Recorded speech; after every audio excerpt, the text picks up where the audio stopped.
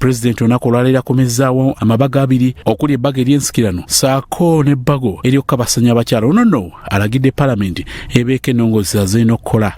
The President has done so in respect to the Sexual Offences Bill and the Succession Amendment Bill.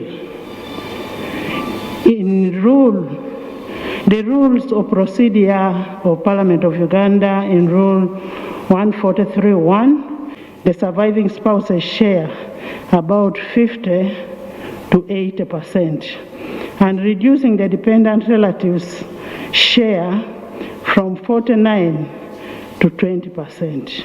The law says within 30 days, if the President is not satisfied, he should have sent it back to Parliament.